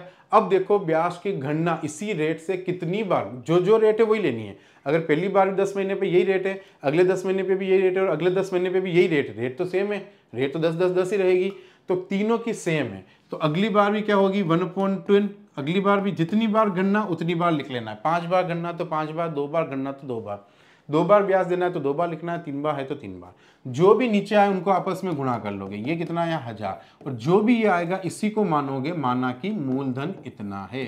बस ये आपको हमेशा याद रखना है, जिससे एक तो आपके क्वेश्चन में कैलकुलेशन बहुत इजी होगी और हमेशा आप बहुत फास्ट कैलकुलेट भी कर पाओगे और मूलधन यानी पॉइंट्स में नहीं जाएगा। मेरी बात समझ में आई, कोई डाउट तो नहीं किसी को? तो नीचे वाली संख्या का गुणा करना, ऊपर वाली को स्किप मारना है, ठीक है। ये हमें सबसे पहले करना है बच्चों। जब भी मेरे को क्वेश्चन मिले, शर्त नहीं होती तो सीधा मैं मूलधन मानता उसी 12% की रेट से। अगर इस क्वेश्चन में कोई कंडीशन नहीं होती, ये शर्त, तो रेट हमारी कितनी परसेंट रहती 12, और मेरे को कैलकुलेशन क्या करनी पड़ती, देखो अब कैलकुलेशन कैसे करनी पड़ती समझना, ये बात समझना है चीज़ को। मैं क्या करता, अब मूलधन तो इसमें उस केस में भी नहीं होता, अगर ये शर्त नहीं होती और यही क्वेश्चन होता खाली ऊपर वाला, तो उस केस में क्या होता, 12 महीने की रेट तो 12% ही रहती, शर्त तो है ही नहीं, तो रेट हमारी कितनी रहती 12 की 12%, ठीक है। तो 12% का मैं फ्रैक्शन करता, तो ये कितना आया 6/50, और छोटा हो रहा तो 3/25, ये मेरा फ्रैक्शन बनता रेट का। 12/100 करता, यानी कि 4 से काट देता, 4 4 12, 25 चौक 100, एक ही बात है 3/25। अब मैं देखता मेरे ब्याज की गणना कितनी बार है। अब ब्याज की गणना देखो, पहले साल भी 3/25 रहेगी, पहली बार भी, दूसरी बार भी कितनी रहेगी, टोटल कितनी बार गणना होगी, हर साल के अंत में होगी, पहले साल के अंत में होगी, दूसरे साल के अंत में होगी, और तीसरे साल तो खाली 6 महीने ही है, तो 6 महीने के साथ अभी रेट चेंज करनी पड़ती, तो 3/25 ये 2 के लिए हो गई। अब मैं 6 महीने के लिए करता, तो 6 महीने की रेट कितनी है 6/100 एक नहीं है। तीसरे महीने रेट क्या होगी आप बताओ, तीसरी बार, पहली बार पूरा 1 साल होगा तो आपको ब्याज देना है, 2.5 वर्ष है, दूसरी बार भी पूरा साल होगा ब्याज देना, तो रेट तो 12% ही चलती, यानी 6/25 यानी 3/25 चलता। लेकिन तीसरी बार देखो, बार देखना, आपको वर्ष से मतलब नहीं है, तीसरी बार जो आप ब्याज दोगे, आप रियल में सोचो 2.5 वर्ष के लिए मुझे उधार दे रहे हो, 1 साल के बाद आप मुझसे ब्याज लोगे, दूसरे साल के बाद लोगे, अब 2.5 साल ही तो 6 महीने के बाद ही तो लोगे, तो 6 महीने के बाद लोगे तो मेरी रेट अब तीसरी बार में कितनी लगेगी, सिर्फ 6% लगेगी, क्योंकि साल की कितनी थी 12, तो तीसरी बार रेट चेंज होगी, 2 साल तक तो 12-12 पूरी मिली क्योंकि पूरे साल थे, और तीसरे खाली 6 महीने, तो वो 6 महीने पे आ गया, तो 6 महीने की रेट कितनी 6%, तो 6% के हिसाब से फ्रैक्शन कितना बनता 3/50। तो मैं यहाँ पे तीसरी बार जो लिखता वो 3/50 लिखता। अब मैं नीचे वाले तीनों का गुणा करके अगर मूलधन मानूंगा उस केस में, तो मैं जब कैलकुलेशन करूंगा तो मेरे पॉइंट्स में बिल्कुल भी कैलकुलेशन नहीं आएगी, बिल्कुल परफेक्ट आंसर होगा, वो कैलकुलेशन बहुत फास्ट हो जाती है फिर। ठीक है, ये आपका काम आपको करना है सबसे पहले। ठीक है, और जीडी में वैसे डेटा बहुत ईजी आता है, आपको प्रॉब्लम कभी नहीं आने वाली। ठीक है, अब आगे बढ़ते हैं। अब देखो बच्चों, ये तो हो गया कहानी अपनी इसकी कि अगर ऐसा होगा तो मूलधन हमें मानना है।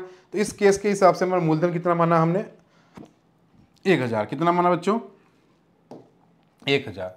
अब यहाँ पे सुनो, 1000 जो मूलधन माना, तो सबसे पहले आपको क्या करना, ऐसे सोचना है आप, मूलधन हमारे पास आ गया माना हुआ, यानी यूनिट में, इकाई में मूलधन माना कितना है 1000। कहाँ से माना, अभी मैंने पीछे बताया आपको 1000। ये मैंने माना, रियल नहीं है, ये माना हुआ मूलधन है, मूलधन माना मैंने। ठीक है, यानी कि एक लेट इतना है। अब आप ऐसे सोचोगे, देखो अब आपको कोई फॉर्मूला लगाना, कुछ नहीं करना, रियल लाइफ में क्या होता है बस वो सोचना। अब आप सोचो आपने बैंक में 1000 रुपये डाल दिए, जो आपने मूलधन माना ये बैंक है, ये जो मैंने बैंक बनाया ये बैंक है, ये बैंक में आपने डिपॉजिट कर दिए। अब क्या हुआ, बैंक हो गया।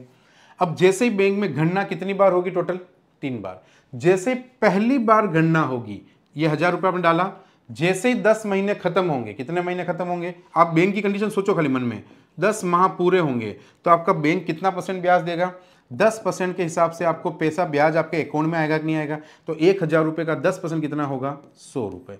परसेंटेज से 2 जीरो उड़ गए, 1 जीरो इसका 1 जीरो इसका, 100 रुपये समझ में आया। 1% में नीचे अपन 100 होता है, तो नीचे के 2 जीरो इन 2 जीरो से कटे तो ऊपर 2 जीरो बच गए तो 100।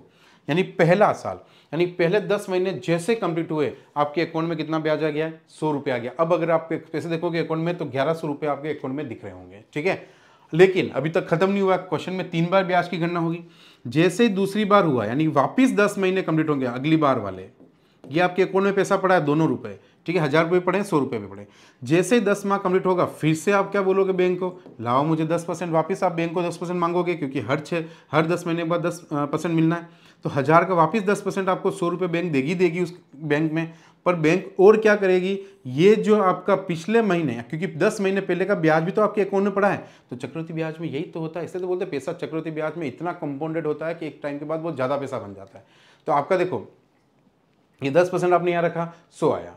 अब बैंक ये भी तो आपके अकाउंट में है, तो अगले 10 महीने के लिए ये भी तो आपके अकाउंट में पड़ा था, बैंक यूज कर रहा है ना उसको, तो 10 महीने में ये भी पैसा पड़ा 100 रुपये, तो 100 पे भी आपको कितना % ब्याज दी जाएगा 10%। तो 100% से ये कट गया तो बचा कितना 10। क्लियर मेरी बात। तो ये हो गए आपके 20 माह। अब आपका तीसरी बार 10 माह और होंगे, 10 माह और होंगे, बैंक आपको फिर से 10% रेट चल रही है, 3 बार देना ना हमें ब्याज, 3 बार देना है, तो फिर से वो 10%। तो इस बार वापस 1000 के 100 तो वापस देगा ही देगा बैंक, वो तो कभी रुकेगा ही नहीं, मूलधन पे तो हर बार मिलना है।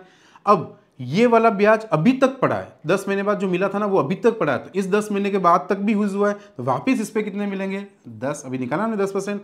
अब ये तो पड़ा था ही था, इसके लिए तो ये भी पड़ा है ना, तो इसके भी कितने मिलेंगे, यानी जो भी इसके प्रीवियस वाले ब्याज पड़े उन सब का ब्याज इस साल भी मिलेगा। और ये 10 रुपये हैं, इसका ब्याज भी मिलेगा। 10 का 10% कितना होगा, तो देखो ये परसेंट से ये जीरो दोनों हो जाएंगे तो 1 रुपया आ जाएगा। क्लियर मेरी बात। तो ये कंडीशन बनी बेटा आपके 3 10 10 10। तो कुल मिलाकर आपको अगर मैं देखूं अब यहाँ तक होने के बाद अब की कहानी क्या है, ये हो जाए तो इसका यूज करके मूलधन मान के आपको ये सोल्व किया। अब आपको देखना होगा कि आपके क्वेश्चन ने यहाँ पे क्या दिया हुआ है। यहाँ पे जो चीज मैंने आपको थोड़ी देर पहले भी रेशो में समझाई थी, क्योंकि देखो ये इकाई है, हमने मानी हुई चीज हमेशा क्या मानो, रेशो मान लो इकाई। ये जो मानी हुई चीज है और ये है रियल 9,982.50, ये है रियल। तो हमेशा उस रियल को उसके बराबर करो जिसकी वो वैल्यू है। अब ये वैल्यू किसकी है, मिश्रधन की, यानी कि अमाउंट की। अब अमाउंट कैसे बनता है, तो जो मूलधन होता है उसमें जितना भी ब्याज बने वो जोड़ दो तो वो बन जाता है मिश्रधन। तो हमने जब सोल्व किया तो हमारा मूलधन कितना था 1000, ये ब्याज पूरा, ये वाला नीचे वाला ब्याज एक नहीं है टोटल, ये ब्याज, तो मूलधन प्लस ब्याज करूंगा तो मेरे टोटल कितना बनेगा 1000, 1 2 3 1300 और 31, तो यानी 1331 रुपये मेरे क्या बना, ब्याज बना टोटल मेरे हिसाब से। और यही 1331 मिश्रधन एक नहीं है, बताओ ब्याज और मूलधन मिलके मिश्रधन बना कि नहीं बना। और क्वेश्चन ने वही मिश्रधन कितना दे रखा है 9, क्योंकि 9882.5, 5 जीरो लिखो या पॉइंट के बाद के जीरो लिखो या लिखो फर्क नहीं पड़ता है। अगर मान लो लिख भी देता तो क्या होता, तुम पॉइंट उड़ाओगे तो नीचे 100 आएगा, तो 100 से फिर ये जीरो उड़ेगा तो पॉइंट नीचे 1 उड़ा तो 10 ही तो आता। ठीक है, वो पीछे के जीरो लिखो फर्क नहीं पड़ता, कोई बात नहीं। तो ये मेरा काम हो जाता। अब मेरी बात सुनो, अब मैं इसको काट लेता हूँ। आपको 11 की टेबल अगर याद है, देखो 11 से ये क्या हो गया, 11 का क्यूब है अगर, तो मैं 11 को अगर एक बार काट लूंगा, 11 इंटू 11 इंटू 11 होता है क्यूब। तो 11 को अगर मैं भाग दूंगा इसमें, तो 11 एक बार कट जाएगा, तो 2 11 बचेंगे, नहीं बचेंगे, 11 इंटू 11 यानी 121 बचेगा। ये है 11 का क्यूब, 11 इंटू 11 इंटू 11, 11 से 11 काट गया, 2 11 बच गए। यहाँ पे इसको 11 से काटा, 11 नम 99। अब देखो 8 में नहीं जा रहा है, पहले जीरो लगाएंगे, फिर इसके साथ 2 का जोड़ा बनाएंगे। 99 खत्म हो गया था, 8 में भाग नहीं जा रहा है, तो जोड़ा बनने के लिए पहले जीरो लगाया। 8 का भाग दिया, 11 का भाग दिया, तो 11 7 77, 77 5 50, 11 पंजे 55। ये 11 से एक बार ये कटा, फिर से 11 से काटा, ये कट रहा है देखो 11 से, फिर से 11 से काटा, तो इसका 11 और उड़ गया। इसमें 11 से काटा, 11 8 88, बचे कितने, 2 बचे ना, तो 11 दूनी 22, बचे कितने पास, 11 पंजे 55। फिर से कट गया, फिर से 11 से काटा, तो ये 11 तो पूरे ही कट गए, और इधर 11 से काटा तो कितना आया, 11 एकम 11, 11 7 77, 77 यानी 5, 11 पंजे 55। तो इनसे कितना, यहाँ पे कितना बार कटा, 75, और नीचे कितना है 10, तो 7.5, 10 का पॉइंट लग जाएगा तो 7.5, तो 1 रेशो की वैल्यू कितनी आई, 7.5। अब आपको क्या करना है, तो मूलधन कितना है, तो देखो मूलधन कितना माना था अपन ने, 100 यूनिट यानी 100 इकाई। तो 1 रेशो बराबर अगर 7.5 आया, तो 1000 की वैल्यू निकालेंगे, तो 1 की वैल्यू अगर 7.5 है अगर मुझे 1000 की करनी है, तो 7.5 इंटू 1000 होगा कि नहीं होगा, वही इसका 10 उड़ाओ, 1 0 से 1 0, तो आंसर कितना आना चाहिए, 7500 आपका आंसर होगा कि नहीं होगा बच्चों। तो मूलधन कितना था इस क्वेश्चन का, 7500 रुपये आपका क्या था बच्चों, मूलधन था। क्लियर है, आपको समझ में आया होगा, आई होप। इजी है, कुछ नहीं करना है, लास्ट में जिसके बराबर है उसके बराबर करना है। सिंपल सा रिपीट करता हूँ, ये सबसे पहले लिख लो, शर्त हो चेंज कर दो, खत्म। उसके बाद अगर किसी क्वेश्चन में मूलधन नहीं है, बस फिक्स कर लो, रट लो, मूलधन नहीं है, तो जो दर है उसके फ्रैक्शन जो भी बने, और जितनी बार कैलकुलेशन है उतनी बार उसको लिखनी है। 10 10 10 मूलधन मान लिया 1000, 1000 से आपको कुछ नहीं करना, 1000 रुपये बैंक में डालने हैं, जिससे 10 महीने होंगे ये मिले, 10 महीने होंगे ये तो मिलेंगे ही मिलेंगे, मूलधन पे ब्याज पे मिला। फिर अगले वापस 10 माह हुए, तो ये तो मूलधन में मिलेंगे ही मिलेंगे, इसके 10 रुपये, इसके 10 रुपये, और इसका 1 रुपया मिला। तो अब यहाँ पे क्या दे रखा, उस हिसाब से लेना है। यहाँ पे मुझे यहाँ बोलता कि बताओ इसका चक्रवृद्धि ब्याज इतना है, क्या बोलता, चक्रवृद्धि यानी कंपाउंड इंटरेस्ट इतना है, ये मिश्रधन नहीं बोल के क्या बोलता क्वेश्चन में, ये बताइए चक्रवृद्धि ब्याज अगर इतना रुपए है तो बताइए उसका मूलधन क्या है। तो यहाँ पे चक्रवृद्धि ब्याज कितना लेता मैं, 100 200 300 330 31, तो 331 बराबर क्या लिखता, फिर इसको लिखता, क्यों, क्योंकि ये अगर चक्रवृद्धि ब्याज की वैल्यू है तो यहाँ से सिर्फ मैं चक्रवृद्धि ब्याज देता, पर ये मिश्रधन की वैल्यू है, तो मिश्रधन होता है मूलधन और ब्याज दोनों है, तो दोनों को जोड़ के किया तो बराबर आया 1331। इसके बराबर वो वैल्यू दे रखी, इसकी 1 की वैल्यू बनाई, काटना है बस सिंपल सा, 1 की वैल्यू बनाई। अब 1 की वैल्यू आने के बाद मुझे क्या निकालने बोला, उसने बोला मूलधन कितना, इस क्वेश्चन का ये पूछा, और मूलधन मैंने कितना मान रेशो मान रखा हुआ था 1000, तो एक रेशो की वैल्यू अगर 7.5, तो 1000 की कितनी होगी, 7.5 का 1 पॉइंट उड़ाया वापिस वही, तो 7500 आपका क्या आया, आंसर आया। तो पहला क्वेश्चन है, हो सकता है आपको समझने में 2 बार देखना पड़े, देखो कोई बात नहीं, पर अगली बार आएगा तब आपको इतनी मेहनत नहीं लगेगी, मुझे ये चीज़ नहीं बतानी पड़ेगी, मुझे ये मानना नहीं बताना पड़ेगा, बस शॉर्ट एंड स्वीट।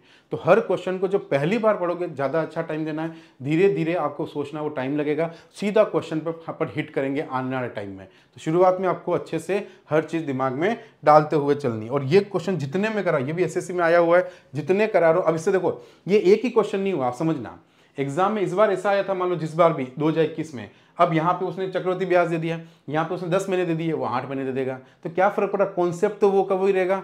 यहाँ पे वो मिश्रधन की जगह साधारण ब्याज दे देगा, यहाँ पे वो चक्रवृद्धि ब्याज दे देगा।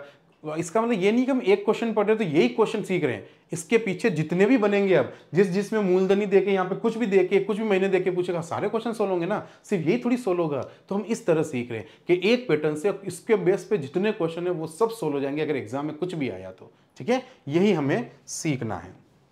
नेक्स्ट देखते हैं, नेक्स्ट क्वेश्चन क्या है हमारा। नेक्स्ट क्वेश्चन देखो एक बार फटाफट से,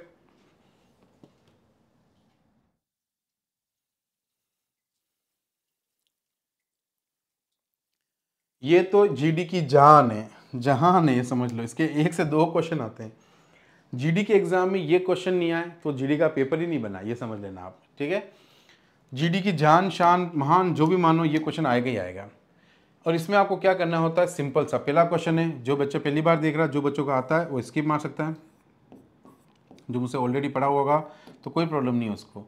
बोर्ड मास, ठीक है, ये चैप्टर है मैथमेटिकल ऑपरेशन, और इसका जो ये पार्ट है, इसको इसमें काम आता है वो क्या आता है, बोर्ड मास का रूल काम आता है। बोर्ड मास का फुल फॉर्म होती है बी मतलब ब्रैकेट्स,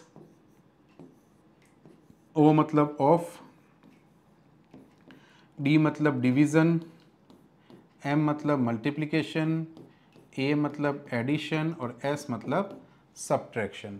ये आपकी इसकी क्या होती है बच्चों, फुल फॉर्म होती है। नॉर्मली आपके जो क्वेश्चन आते हैं अगर मैथमेटिकल ऑपरेशन में, रीजनिंग में, वो इन चारों ऑपरेटर्स पे आते हैं, ठीक है। ऑफ का मतलब हिंदी में बोलते हैं का, और इसका जो साइन यूज़ करते हैं वो इनटू का यूज़ करते हैं, ठीक है। ये हो गया।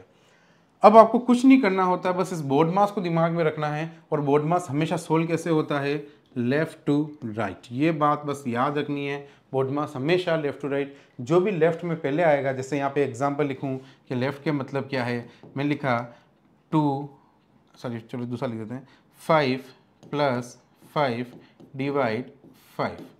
ये मैं लिखा 5 + 5 डिवाइड 5। तो मुझे एक बात बताओ, इसका आंसर 2 हो सकते कि नहीं हो सकते हैं पहले, अगर बोर्ड मास नहीं होता तो।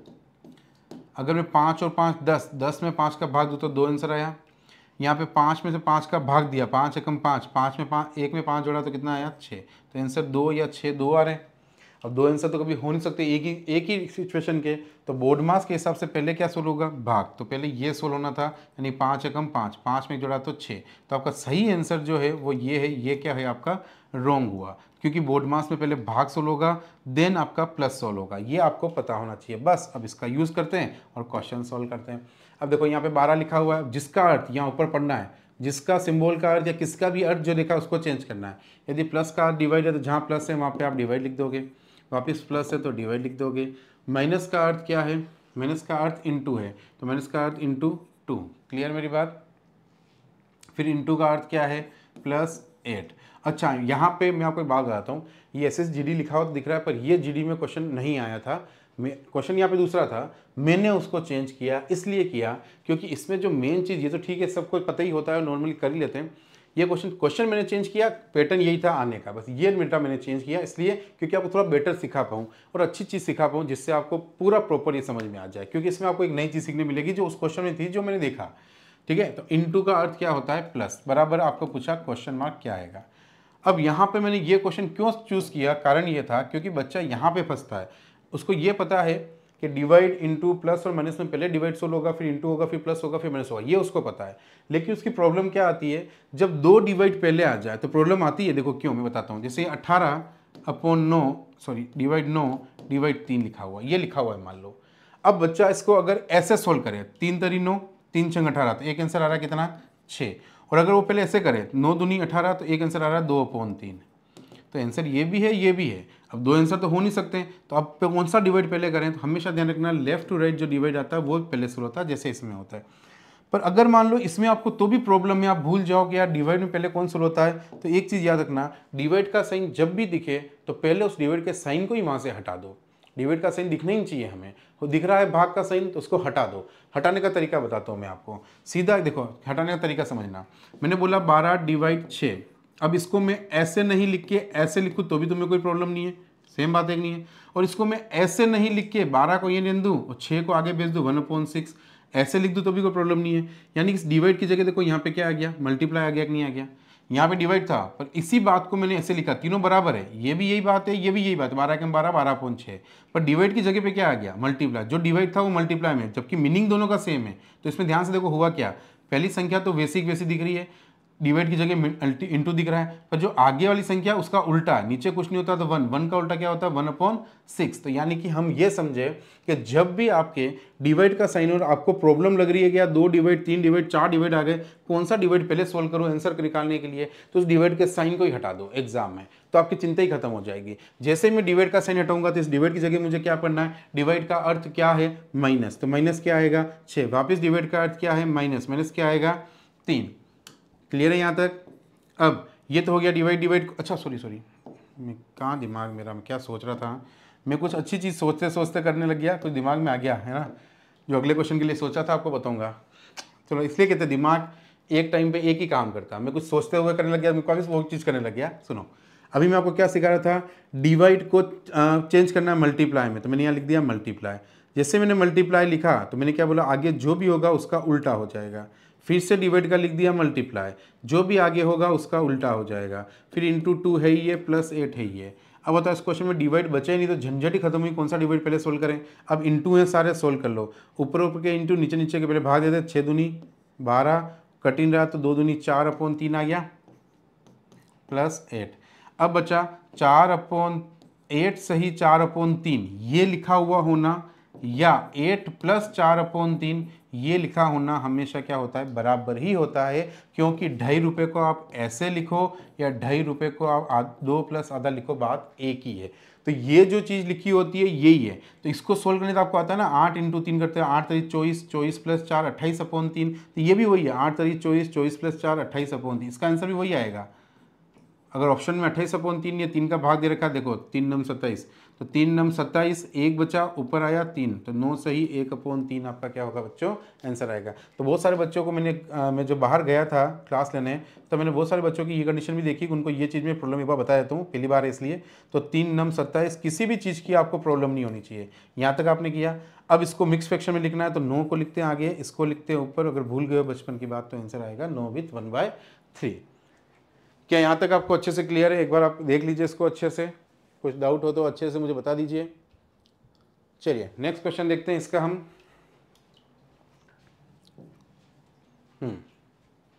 नेक्स्ट क्वेश्चन देखो क्या बोल रहा है।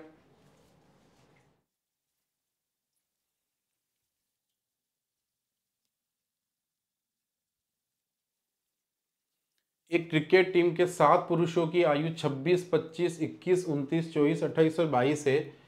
उनकी औसत आयु क्या होगी? ये आपके एसएससी जीडी का क्वेश्चन आया हुआ है, ठीक है। अब मैं आपको वापस एक बात बताता हूँ, औसत के बारे में आपको पहले नॉलेज अच्छा वापस नहीं, अगर मैंने बता भी दी है वापस सुन लो। औसत क्या होता है?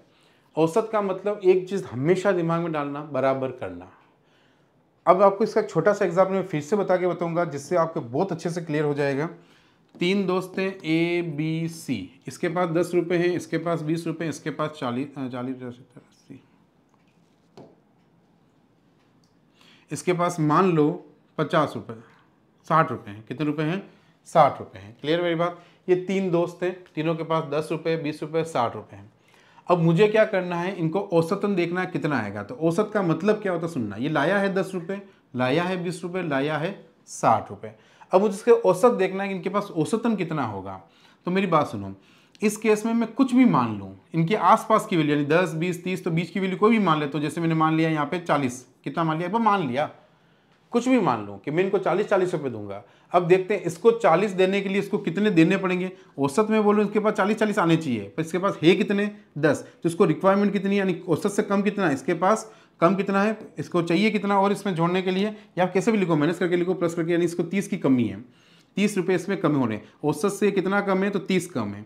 औसत से ये कितना कम है, तो 20 कम है। औसत से कितना ज़्यादा है, तो 20 ज़्यादा है। अब सुनना, इसके 20 रुपये ज़्यादा है तो इसके 20 रुपये ज़्यादा है, यानी इसको ये दे देगा तो 40 रुपये तो बन जाएंगे, यानी ये दोनों 20। तो फिर भी अभी क्या है कि 30 रुपये की जरूरत और पड़ रही है इसको देने के लिए, वो तो हमारे पास है ही नहीं। अब इसके पास ज़्यादा थे, उसने इसको दे दिए, इसके पास 40 रुपये हो गए, 60 थे 40, 40 से औसत हो गए, पर इसको अभी भी 30 रुपये देने। अब इसको 30 रुपये कैसे दें, है ही नहीं हमारे पास, तो पैसे तो कोई बचे ही नहीं, तो इसको 30 रुपये ज़्यादा दे दिए हमने, इसका औसत ज़्यादा दे दिया।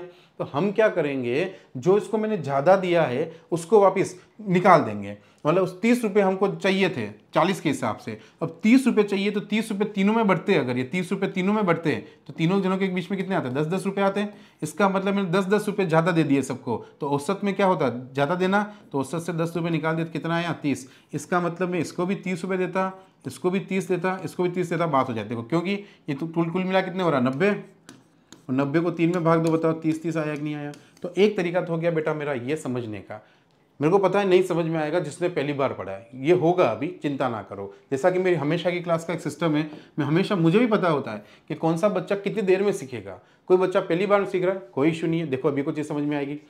अब दूसरे तरीके से देखो, एक और देखो, ये 20 रुपये लाया, ये 30 रुपये लाया, और ये वापस 30 रुपये लाया, ठीक है, चलो 40 लाया, ठीक है। अब मुझे औसत देखना है, तो औसत का मतलब क्या होता है, लाओ चाहे कितना भी मिलेगा बराबर, लाओ चाहे कितना भी मिलेगा बराबर। अब यहाँ पे ध्यान से देखो, इसके पास 30 रुपये, इसके पास 20 है, इसके पास 40 है। अगर ये 10 रुपये अपने इसको दे दें तो इसके पास कितने हो गए, 30, इसके पास कितने रह जाएंगे, 30, और इसके पास कितने, 30, तो तीनों का बराबर हो गया कि नहीं हो गया। मैं आपको बस अभी ये समझा रहा हूँ कि औसत का मीनिंग क्या होता है। औसत का मीनिंग होता है लाओ कुछ भी सबका इकट्ठा होगा, मिलेगा वापस बराबर। यानी कभी भी किसी क्वेश्चन में औसत, ये लिखा औसत इसको इतना मिला, औसत का मतलब होता है जितने लोग हैं सबको उतना उतना मिला है। अब रियल वैल्यू उनकी वो उतनी होगी या नहीं होगी ये हम नहीं कह सकते हैं। अब यहाँ पे एक चीज़ समझो, ये 20 रुपये लाया था, 30 रुपये लाया था, ये 40 रुपये लाया था। अब 2 मिनट के लिए सोचते हैं, ये 3 जने को हमने पैसे दे दिए। अब थोड़े दिन बाद क्या हुआ, ये भाग गया, ये सी नंबर का जो पैसा था, ये आदमी 30 रुपये थे जिसके पास 30 थे, वो चला गया। अब चला गया तो ये बोल रहा है कि जैसे ये गया, अब लाइन होगी कि सी आदमी चला जाता है तो दोनों का औसत 25 रुपये हो जाता है। वो लैंग्वेज में लिखेगा, दोनों का औसत कितना हो गया 25। अब 25 औसत का मतलब क्या हुआ, अब इनके पास 25 रुपये बन गया। अब सोचो, ये आदमी गया, ले गया तो खाली 30 रुपये ही था, 30 इनके पास थे, पर इनका 25 औसत कैसे हो गया, 30 ही ले गया गया तो इनका औसत 25 कैसे हो गया।